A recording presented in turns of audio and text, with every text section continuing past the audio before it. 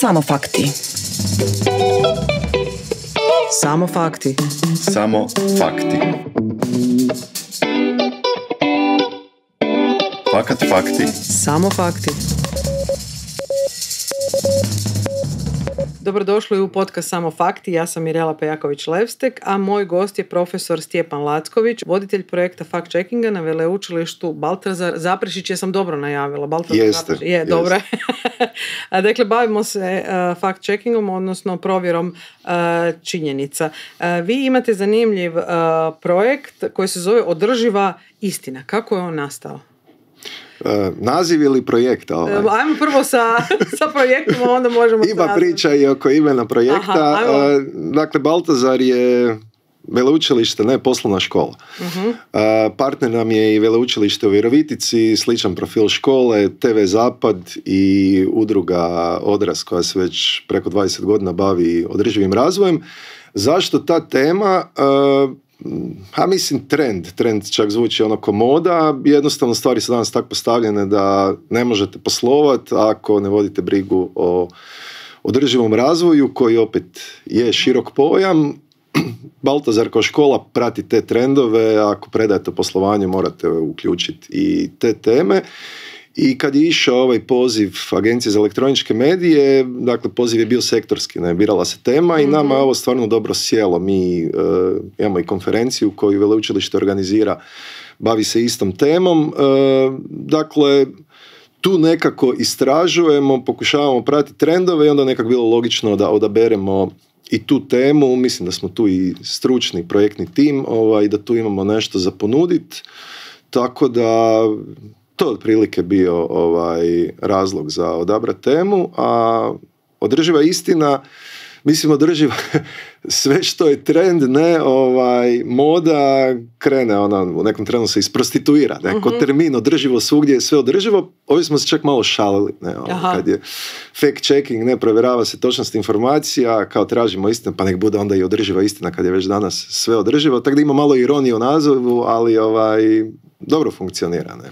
Spomenuli ste partnere u projektu, tko je za što zadužen, obično je to nekako podijeljeno.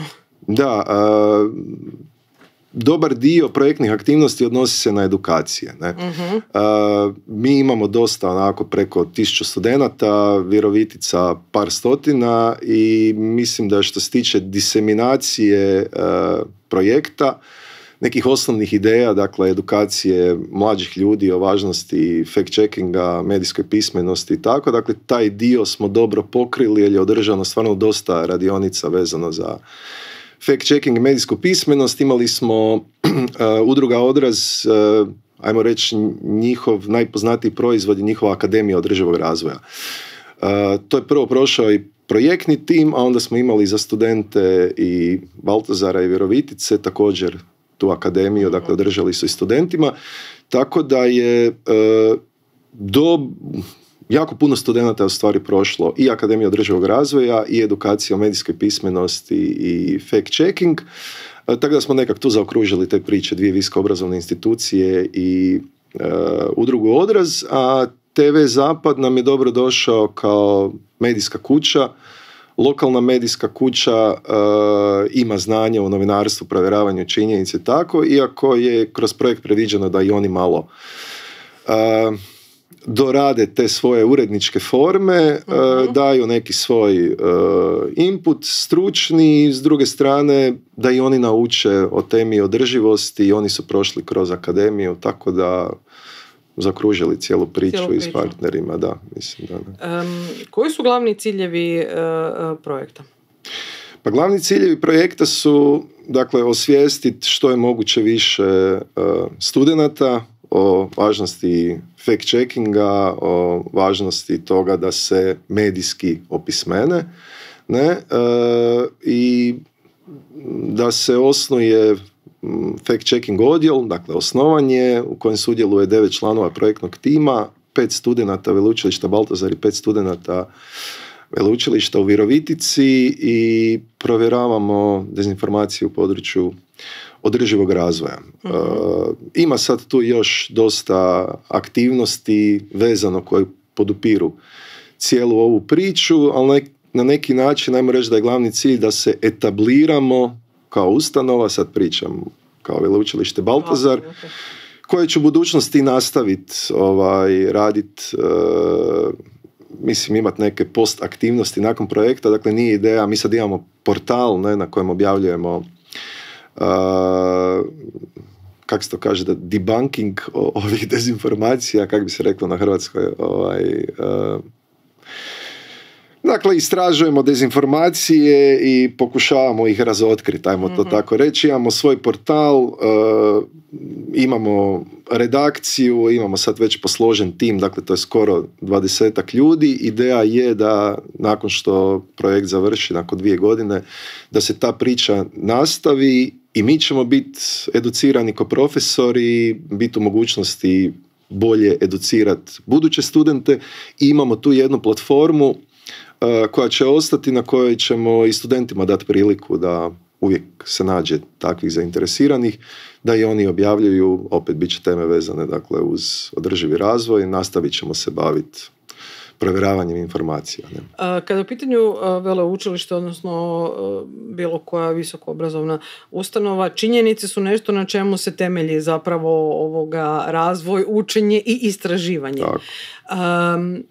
Koliko je sad evo važno studentima ukazati, pokazati i naučiti ih a o medijskoj pismenosti, naravno, i b o tome da zapravo postoji jako puno dezinformacija u prostoru, ne mislim samo medijskom, nego bilo kojem, dakle, od govora, dakle, licem u lice, do onoga koji je prenesen na društvene mreže. Dakle, situacija što se tiče obrazovanja iz perspektive studenta, a mislim, a i profesora, grozno se promijenila u odnosu kad sam ja studirao tamo 90-ih. Ne? Mislim, ovo grozno, naravno, da ja mislim da je prije bilo bolje, jer imam godina koliko imam godina, zato grozno, ali nije to ništa strašno. Jednostavno, mislim, činjenica je, studenti sve manje čitaju knjige. Ne? Informiraju se na nekim drugim izvorima, što je sasvim legitimno ako ti izvori štimaju. Sad smo malo i prije emisije pričali o tome, video je jedna onako dosta korisna forma.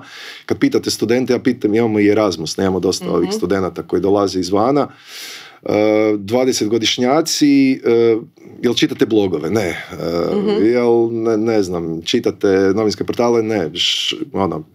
Što konzumirate online? Mahom video. Kad je video, onda će kliknuti. I sad, dakle, ja nemam ništa protiv te forme, mislim da se mi trebamo prilagođavati mlađima, onome što je njima zanimljivo. S druge strane, ipak im treba naglasiti da online ima puno smeća u tom virtualnom svijetu, jel tako? Da trebaju biti oprezni i tu sad dolazi ovaj dio, dakle mi imamo kolegije od uvijek koji njih uče kako napisati seminarski rad, kako napisati diplomski ili stručni rad i praktički koristi se ista metodologija, ne? To jest, mi ih potičemo da koriste sad istu metodologiju ko što moraju kad pišu stručni rad, pozivati se na autoritete, ići na provjerene izvore informacije, da jednostavno to primjenjuju u svakodnevnom životu. Ne? Tako da taj kontekst obrazovni mislim da je idealan za edukaciju ljudi, mladih ljudi. Mi imamo i starije onako, moje dobi od 25 do 55, mahom ljudi koji rade su naši studenti. Mislim da je to sjajan kontekst u kojem ih se može potaknuti da si daju truda, ali to je napor, ne? Svako učenje je napor, da osvijeste da sve što pročitaju ima utjecaja na njih. Ako čitaju nešto što je štetno, da će to imati štetan utjecaj na njih. Tako da cijela priča možda ima smisla baš u ovom obrazovnom kontekstu. Mislim da je to neko tlo na kojem upravo treba inzistirati i raditi na toj medijskoj pismenosti. Jeste li se u svom radu ikada susreli s nekom onako baš jakom dezinformacijom, odnosno lažnom činjenicom, kako se to kaže? Slažem činjenicom, slaži, da. Pa mislim sad, mislite ovako u akademskom kontekstu ili... Mislim, nekako u tim krugovima nema veće laži nego kad uzmete nešto tuđe. Ili u nekom znanstvenom radu, ili kad napišete doktorata ispadne da je prepisan.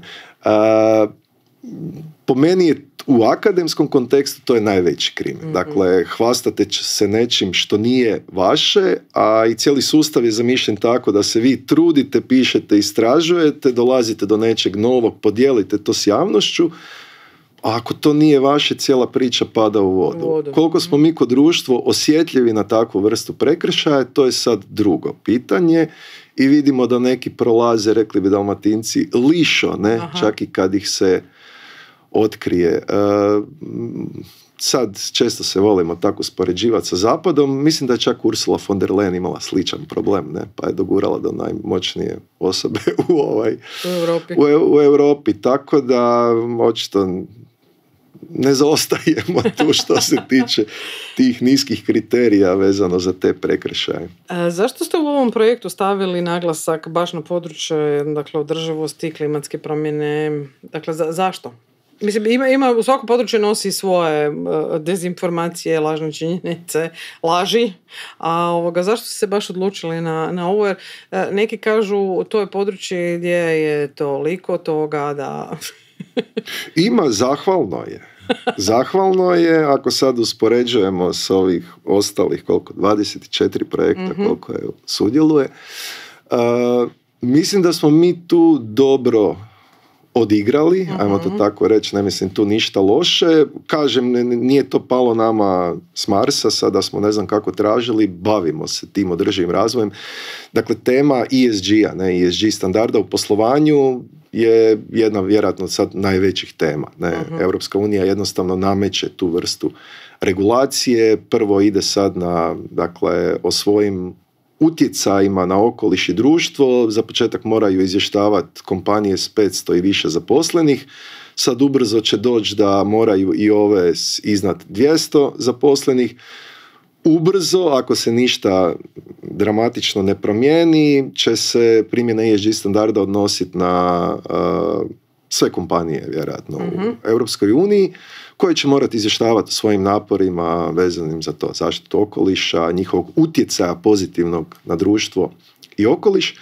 Tako da, opet, mi smo poslovna škola i ta tema je imala smisla, savršeno. S druge strane, i vidim tu malo, mi smo u konstantnoj komunikaciji s Agencijom za elektroničke medije vezano uz tekstove koje objavljujemo, i zna doći do, kako da kažem, možda nerazumijevanja tema koje mi odabiremo.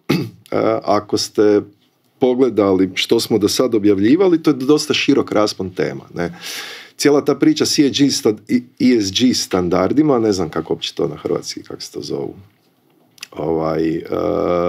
je utemeljena na UN-ovoj agendi 2030, agendi za održivi razvoj, i ta agenda ima 17 ciljeva koji imaju 190 i nešto podciljeva. I tu je pokriveno jako puno područja. Od borbe protiv siromaštva, rodne jednakosti, obrazovanja, zdravlja, plus onda dolaze ove klimatske teme, tako da si nismo napravili problem u odabiru teme. Mislim da je legitimno da pokrivamo sve ove nabrojane teme i još neke, ako su dezinformacije u kontekstu ovoga čime se mi bavimo, a to je ipak održivi razvoj. Dakle, mislim da bi bilo nelegitimno s naše strane sad odabrati bilo kakvu temu, ne znam, koja se tiče rodne nejednakosti, ako nije dezinformacija išla u smislu da se delegitimira cijeli ovaj proces implementacije ESG-a, UN-ove agende i tako. Tako da ipak pokrivamo dosta područja, ali ako kontekst ima smisla vezano uz našu temu. Koliko su dezinformacije prisutne u ovom području, u hrvatskom medijskom prostoru? Ima li ih? Pa ima dosta. Mahom, mislim, o čemu se tu stvari radi, ta priča s održivim razvojem, klimatskim promjenama, ona je uvučena ovaj kulturalni rat koji traje već dugo vremena, vjerojatno svugdje u svijetu, mislim sad uzmemo samo zapadni svijet, od Amerike po Europi, pa tako i kod nas, i prisutne su dezinformacije naravno u tom području kao alat za razračunavanje s političkim neprijateljima u principu. Ne radi to samo političari i politički interesne skupine, radi to različite skupine iz različitih interesa i ekonomskih, društvenih, kako god. Tako da tema im je zanimljiva. Generalno se predstavljaju te, ajmo ih nazvati zelenim politikama, neke zelene javne politike, kao lijevo progresivne. U pravilu se tu radi o dezinformacijskim narativima koji idu otprilike ovako: postoji velika zavjera svjetskih moćnika i svjetske liberalno lijeve progresivne elite koja nam nameće te zelene politike da bi vladala svijetom za svoj interes, a u cijeloj priči se to radi na štetu malog čovjeka. Ne?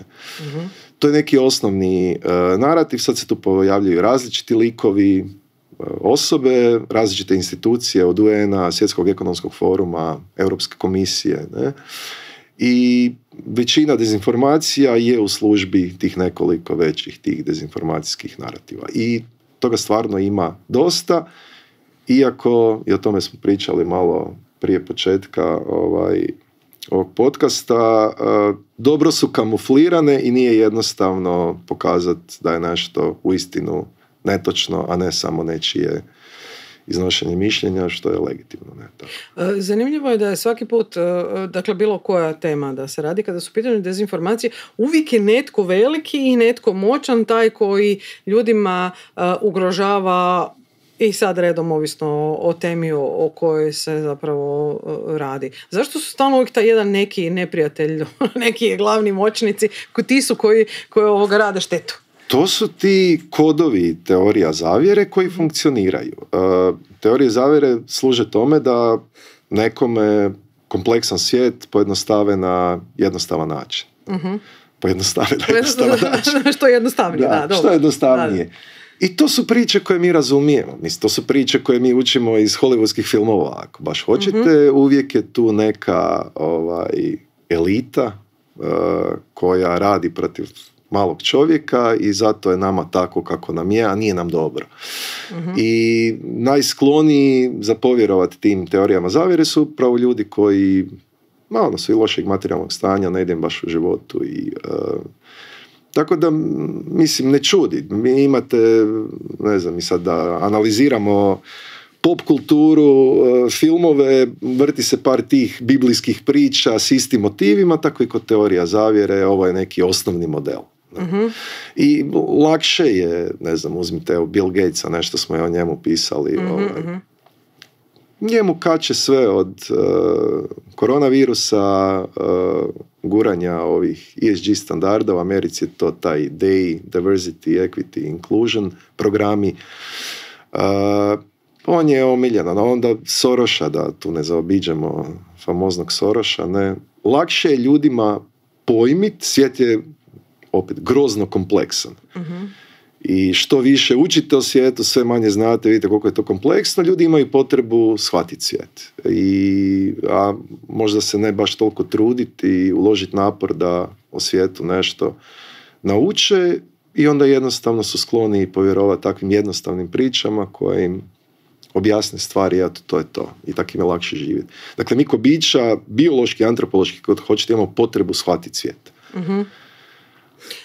Zašto, evo, spomenuli ste Bill Gates, zašto baš njega? Dakle, čovjek je taj koji je, evo, danas vam stvorio dobar dio ovoga što imamo možda kad je u pitanju računalni svijet. Zašto se baš na njega lijepe takve stvari, a recimo na nekoga drugoga, ne, recimo ne na Marka Zuckerberga, recimo. Mislim, lijepi se, ali ne toliko. Pa Zuckerberg se nije petljao, ajmo to tako nazvat, u to da učini svijet boljim mjestom. Meni je sad teško pričati iz ove pozicije o Bill Gatesu, ne poznam čovjeka. Ali čisto kao simptom. Znate što je važno? Sada ne upadnemo da ja sad tu branim nešto Bill Gatesa, pogledajte neke, francuske dokumentarce gdje njega ocrnjuju dosta. On je najveći vlasnik zemljišta u Americi, on je pokupovao, mislim, to su 1000 i 1000 hektara, zašto to radi, znate, i sad tu možda on daje nekim stvarima povoda koje je teško racionalno objasniti, imaš toliko novaca pa i dalje sad to sve, tako da nisam u poziciji da ga branim, tim nekim dokumentarcima... Čisto kao simptom njegov za primjer. Može i Soros. Da, može i Soros. Da, mislim, kad god krenete u neke inicijative za koje vi svjetonazorski mislite da su dobre. Ne znam, A imate novaca? A imate novaca, recimo, evo, ja sam studirao na sveučilištu čiji je vlasnik bio George Soros, to je Central European University u Budimpešti. Ne? Tako da ja dođem ko Sorosov đak, to ne znam puno ljudi, sad sam se razotkrio, pa će me odmah diskreditirati. Dakle, on je financirao jedno sveučilište jako, jako dobro, jedno od najboljih u ovom dijelu Europe, na kojem su mahom dolazili studenti iz Rumunjske, Bugarske, manje iz Hrvatske, Srbije, Ukrajine i tako, i pružio im sjajno obrazovanje, sjajno, čime su si otvorili vrata za neke pristojne poslove u Europskoj uniji. Dakle, ja to gledam kao onako jedan pozitivan čin. Ne? I ima vjerojatno puno drugih stvari, on je financirao i dobar dio nevladinog sektora, pričamo o Sorosu sad, tako, ne? Da. 90-ih i tako dalje. Stvari za koje on je mislio vjerojatno da radi dobro. Ne? S druge strane, postoje ljudi koji onda to njegovo financiranje određenih nevladinih udruga, mahom lijevo-liberalnih, ne, koje rade na demokratizaciji, otvorenim društvom i tako, vide to kao prijetnju, ne sviđa im se jer ne dijele te vrijednosti koje dijele te udruge i koje dijele George Soros, i tu krenu teorije zavjere. Pa mislim, Orban je prošlo je parlamentarne izbore, to su bili plakati prepuni Georgea Sorosa, on je glavni neprijatelj. Dakle, njega je konstruirao kao glavnog neprijatelja, a što radi u stvari? To je borba, u osnovi je borba protiv vrijednosti. Borba za vrijednosti, vrijednosti za koje se zalaže George Soros nisu naše vrijednosti su mađarska obitelj, vjera, i njega je tu našao kao personifikaciju svega onoga protiv čega se mi borimo. Slična stvar je i s Bill Gatesom. Dosta inicijativa, on financira dobrim dijelom, pomaže posebno Africi, tako nerazvijenim dijelovima svijeta, ulaže puno u poboljšanje zdravstvenog stanja, onda tamo opet financira tablete i tako, kako se to kaže. I onda vam opet to daje prostora, kad god nešto radite, date prostora, date priliku nekome da to prikaže u nekom drugom svjetlu, da kaže da tu stoji iza toga neka zavjera. On valjda njima sad dijeli tamo neke tablete, ne znam, da bi oni bili sterilni. Ne? Ili ima ona priča s cjepivom, da cjepivo protiv korone, da će nam obrizgat čipove, ne? I takve stvari. Tako da kad god netko tko ima utjecaja, ima novaca, pokušava nešto napraviti u skladu sa svojim svjetonazorom u društvu, druga strana koja se to ne sviđa, vi joj dajete praktički povod za teorije zavjere. Ali često, recimo, kad je u pitanju zdravlje, klimatske promjene, često se govori da to dolazi sa lijevog spektra. Nekako se stalno lijepi ta neka etiketa, iako uopće možda to nije, uopće nema veze s time. Pa, lijevo, liberalne, progresivne, ne znam sad kako kome... kako kome naljepe. Pa ne, te klasifikacije, što znači nekom, to je nezgodno. Znate, sad mislim, ja sam politolog i koristim politološke koncepte i njihovo značenje neko drugi može, sad ja kažem lijevo, liberalno, progresivno, njemu to može značiti nešto sasvim drugom. Pa nije, mislim... Ljevica općenito je imala onako sklonija utopističkoj nekoj misli, gradi se bolji svijet. Ne? Konzervativcima je s druge strane, oni žele zadržati ono kak je bilo, ne? Kak su to naši stari radili, ajmo to zadržati, dakle bilo kakva promjena im ne sjeda dobro. Što se događa sad, evo za ovaj primjer oko i klimatskih promjena i te jednostavno da bi zaustavili to globalno zatopljenje, mi moramo prestati s praksama na kojima smo naučili. Ono što se zove business as usual. Ne može kapitalistički sustav i dalje funkcionirati da je isključivi cilj profit, a države da je isključivi cilj ekonomski rast. Zašto? Zato jer ugrožavamo opće opstanak na ovoj planeti. Ja sam prije 20 godina pohađao mirovne studije u Centru za mirovne studije. Sjećam se da tamo sam prvi put čuo informaciju da svaki stanovnik planete Zemlje živi kao prosječni Amerikanac, nam bi trebali 3 planete. Ne? To je bilo prije 20 godina. Sad kak je to danas? Sad to više. I mislim, ja to mogu shvatiti da ovima konzervativnijima, njima se sviđa svijet kakav je bio, jednostavno ove sad neke promjene koje bi trebalo uvesti u privatne kompanije, način na koji posluju, im idu na živce.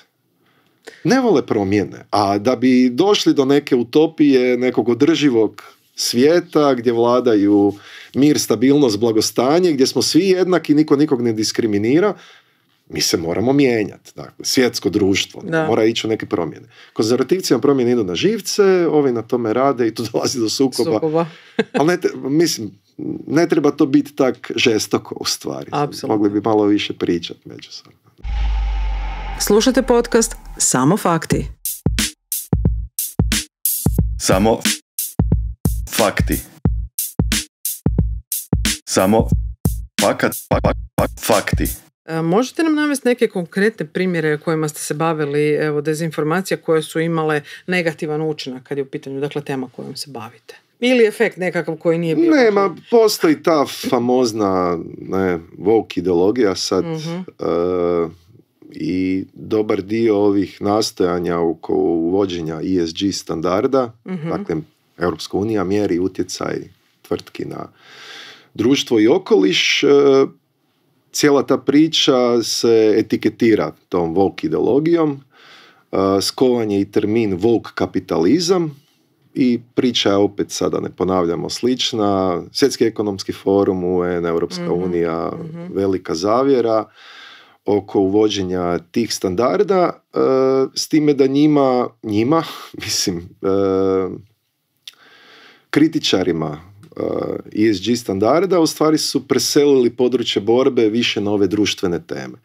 Dakle, ESG podrazumijeva brigu za okoliš, ali i promjene društvene, manje diskriminacije različitih manjinskih skupina. I to je neka ideja da privatne tvrtke sve više se uključuju u neke programe za smanjenje diskriminacije na radnom mjestu. I meni se čini da te skupine koje šire dezinformacije, njih više taj aspekt smeta, a manje okoliš. Zato se tu javlja i često, kroz ESG standarde, širi se rodna ideologija. Aha. Ima i rodne ideologije, onda ima ideologija intersekcionalnosti i to je...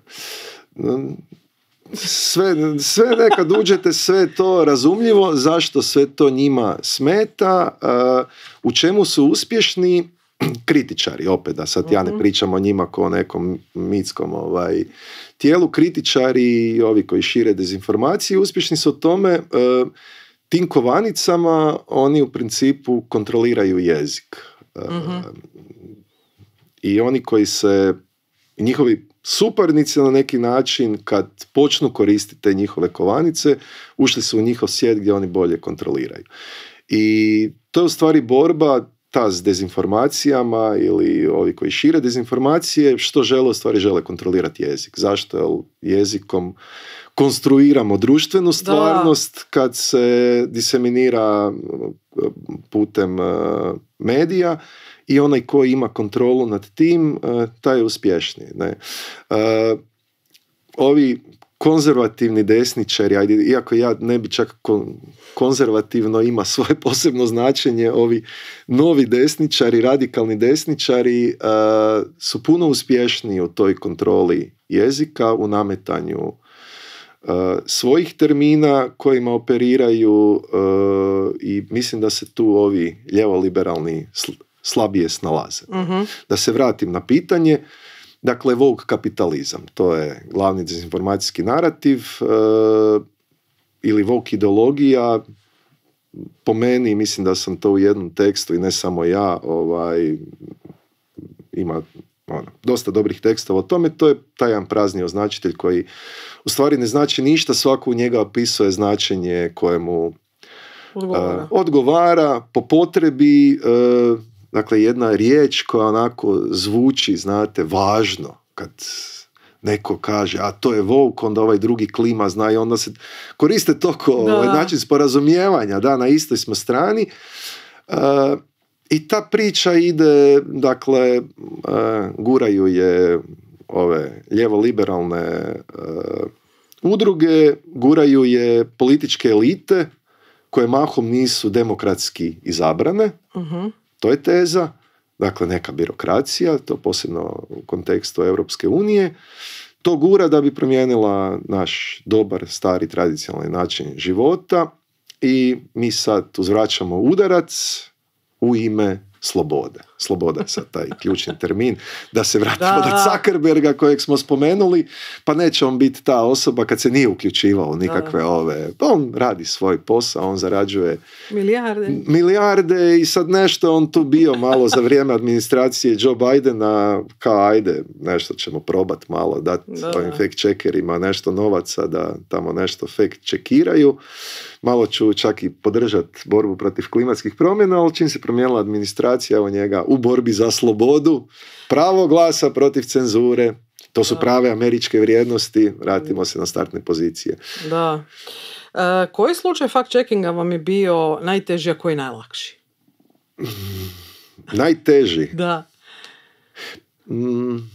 Pa ne znam sad da li to smijem javno, jer imali smo jednu situaciju nezgodnu gdje nismo ispali sportski. Ne? Baš. Bila je rasprava u Saboru oko usvajanja nešto zelenih politika i tako, i onda je Dušica Radojčić iz Možemo izjavila na kritike Marina Miletića i Raspudića da je to sve zelena ideologija, da zelena ideologija ne postoji. I meni je to bilo zanimljivo, kažem, jer sam politolog, mislim, postoji zelena ideologija, ne, politološke literaturi, i već je bio gotov tekst kad je klimatski portal, dakle, praktički ustanova, udruga, kako god hoćete, dakle, to je dijete faktografa, ne, koji su nas educirali, imamo sjajnu ovu suradnju s njima i puno im hvala ovim putem, totalni respekt za faktograf i što rade.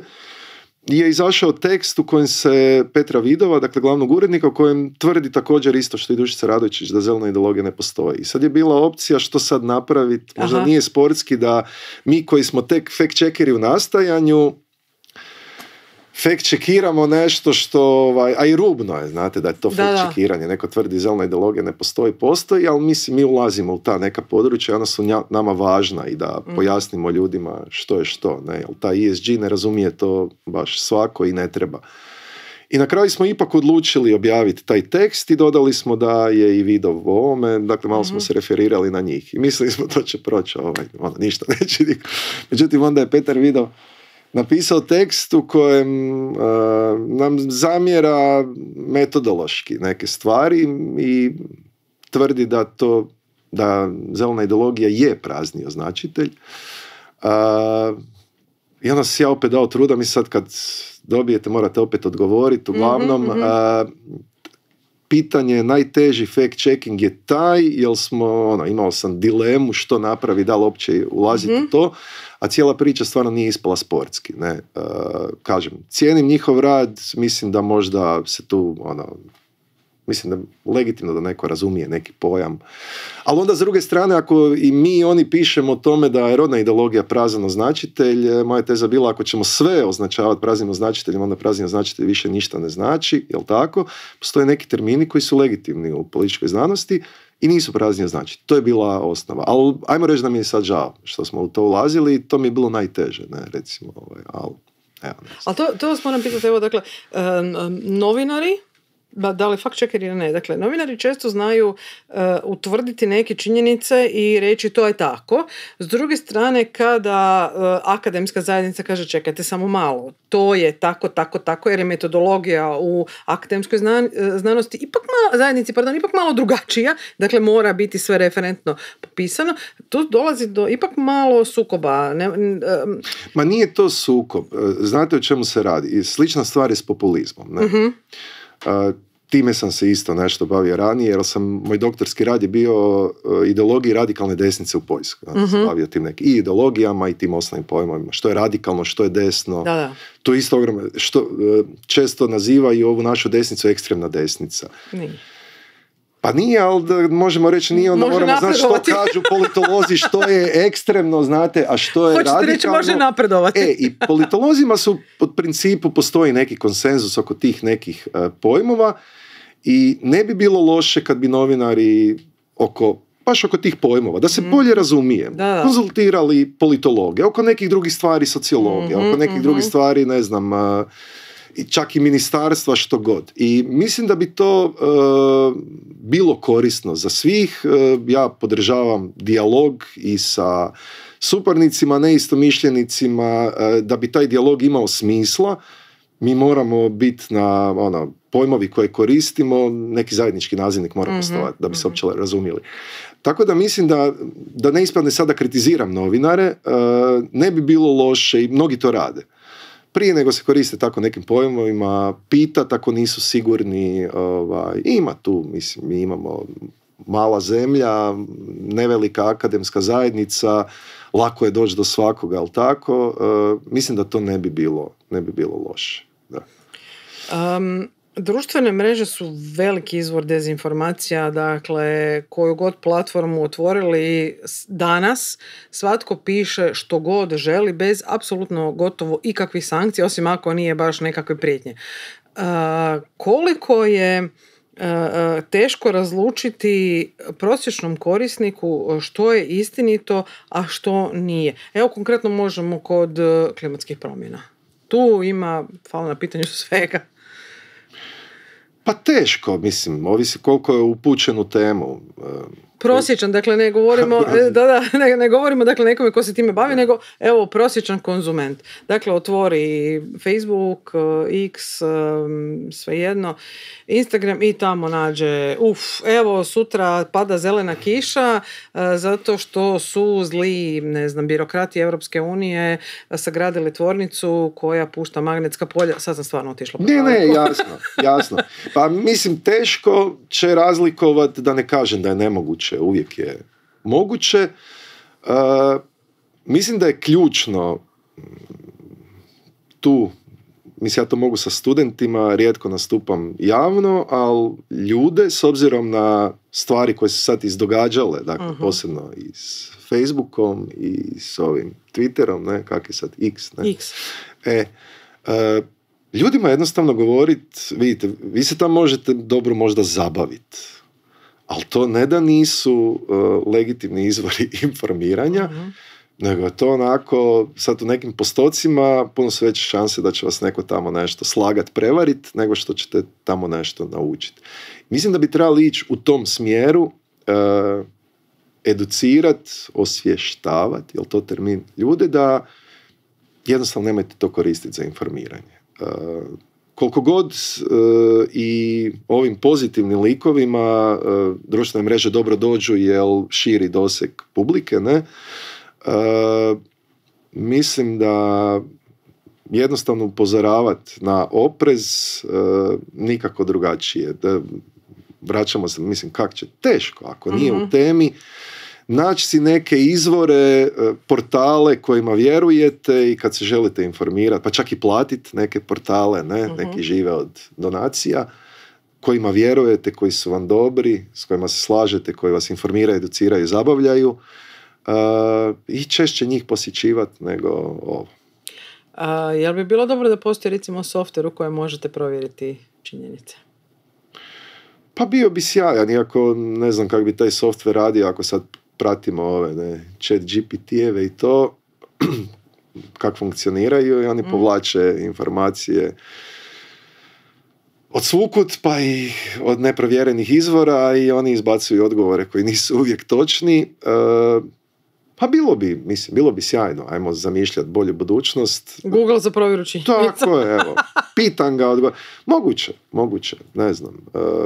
Ajmo stvarno vjerovati, ja ne volim biti katastrofist, općenito oko te tehnologije i ne volim priče, YouTube šteti djeci, Facebook je grozan. Ne, to su mediji, na nama je da si damo napora da se malo educiramo, da bi ih znali koristiti i da imamo od njih koristi, tako i ovo. Ajmo se nadati da je to izvedivo, ide se u tom smjeru, ne? Sad to je opet za jednu posebnu emisiju malo dužu, kud je otišao taj AI i što se tiče ovog smjera, ukucavanja točno netočno, radi se na tome i ajmo se nadati da će uspjeti napraviti.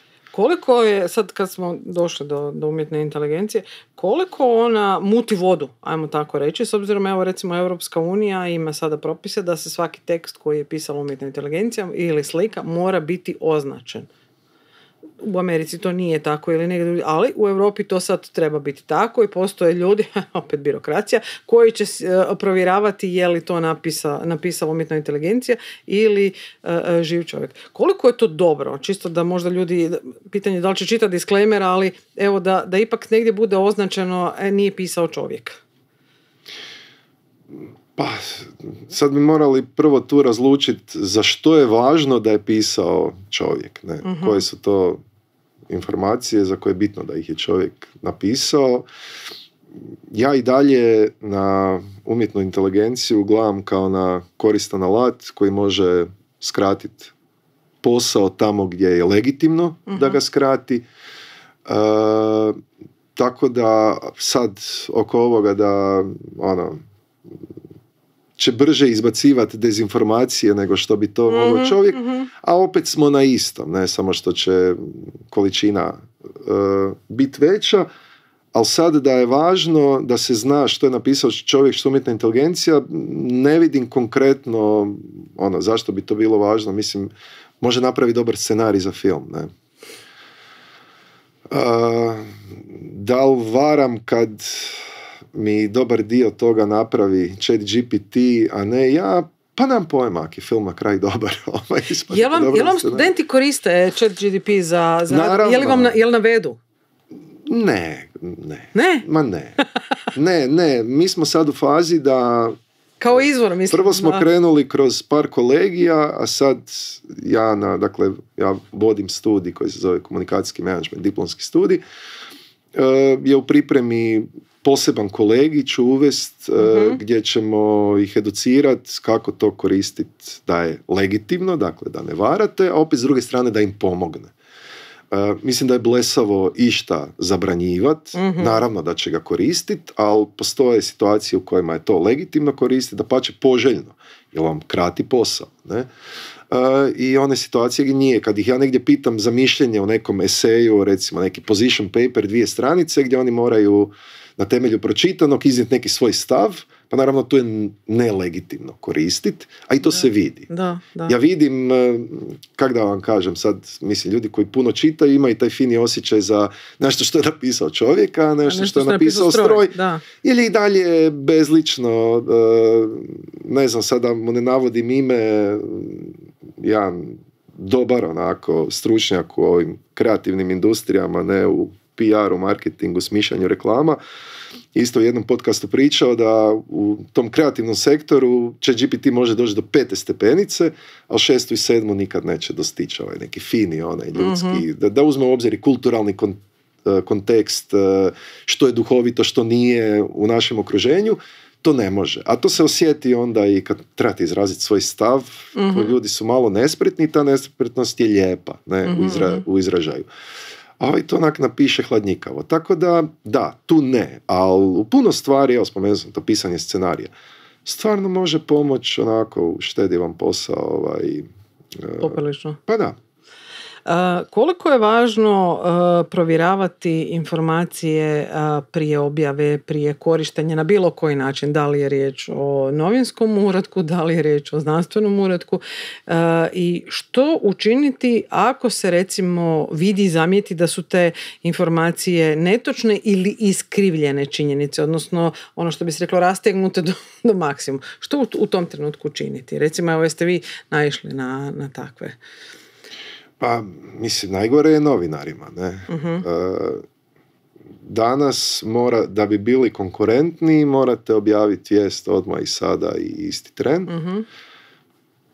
Proces provjeravanja točnosti neke informacije može potrajati od dan, 2, 3 do tjedan dana, nekad do mjesec dana. Tako da i tu ste vi izgubili Brzinu, vrijeme potrebno da je to uopće nekome više i zanimljivo i mislim i reagirati na neki tekst bilo bi idealno odmah. tako da to je jako nezgodno. Zato sam naglasio novinarima, mislim oni žive od tih objavljivanja konstantno vijesti, dakle moraju zakupiti i pažnju, ne? Oni prodaju publiku, jel tako? Da. Publiku treba nekako privući. U akademskom svijetu stvar je ipak malo komotnija što se tog tiče i pa mislim i nama u ovom projektu, dakle mi sad na neki način smo se morali prilagoditi nekom novom kontekstu, to provjeravati informacije, malo zauzeti poziciju ovih dobrih istraživačkih novinara. Nije nam bilo teško jer smo odgajani da znamo kako pronaći informacije, gdje pronaći, kako provjeriti, otprilike nam je jasno što je točno, što je netočno, kako to predstaviti i mi tu imamo puno više vremena, ne? I kad pišemo svoje radove. U ovom kontekstu provjere sad, čime se sad bavimo u projektu informacija, traje, ali mislim kad napišemo, objavimo, stoji gore i kogod zanima, ali kažem, taj vremenski odmak je nezgodan. Ne? Mislite li da bi neovisni provjeravatelji činjenica, kako se to lijepo kaže, trebali postati standardna praksa na svim visokoškolskim ustanovama? Neke su uvele to neovisno o ovom projektu ili bilo kojem drugom, neke još uvijek nisu. Pa ima sad već duže vrijeme u obrazovnom sustavu i ovom osnovnoškolskom, ne, srednjoškolskom, to se vodilo pod medijsku pismenost, dosta priča o medijskoj pismenosti. Fact checking se nekako nadovezuje na tu priču, je dio te šire priče medijske pismenosti. Ako bi se to učilo od osnovne škole, mislim da možda nema toliko potrebe na visokoškolskim moraju znati pisati seminar da ispoštuju pravila, metodologiju, pa onda stručni rad, diplomski rad. Tako da ne ako će to zaživiti u osnovnim i srednjim školama, mislim da se to tu uči. Da visokoškolske ipak možda neke specifične koje se bave komunikacijom kao ovaj moj studij, da, novinarstvo naravno, neki studij odnosa s javnošću, tako, definitivno, ali mislim da za ove ostale da to treba riješiti u osnovnoj školi još. Mislim, klinci se krenuo informirati već 2. 3. razred online, ne, bio to YouTube ili ne znam sad, ajde, ja imam dijete 3. razred sina, nije još na Facebooku, nadam se da neće još dugo. Facebook je za stare, nije to više za njih. Da, pa da, sad je TikTok, ne, to je tako da mislim da tu treba udariti temelje, onda će kasnije biti lakše.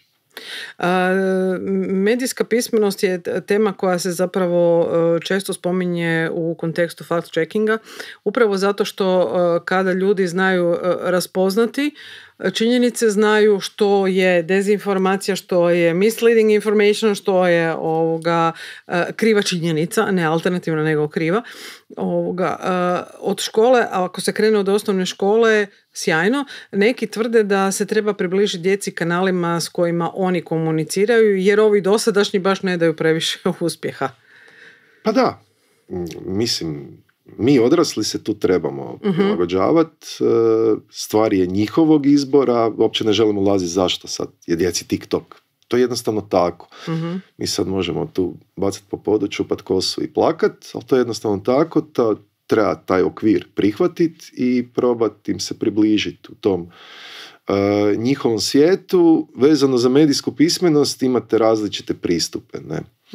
Meni se najviše sviđa pristup gdje uče kroz praksu. Mislim da kad bi djecu učili kako napraviti video, što tu stvari iza toga stoji, da tu ima neki scenarij, neka režija, neka montaža, ne?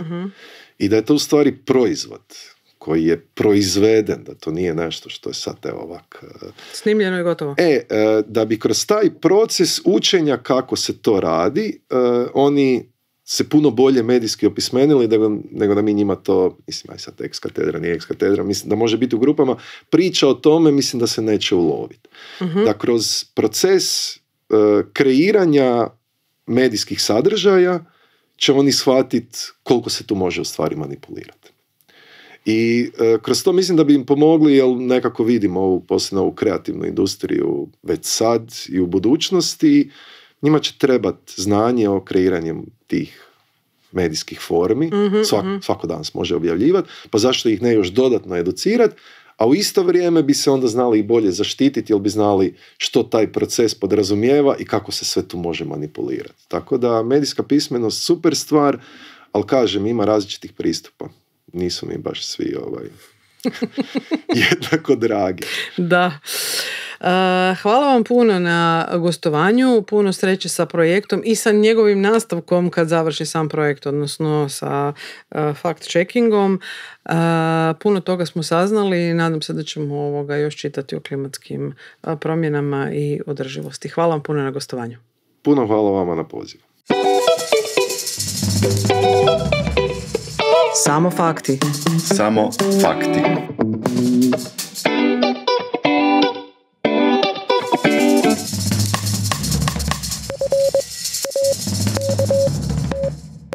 Fakat fakti.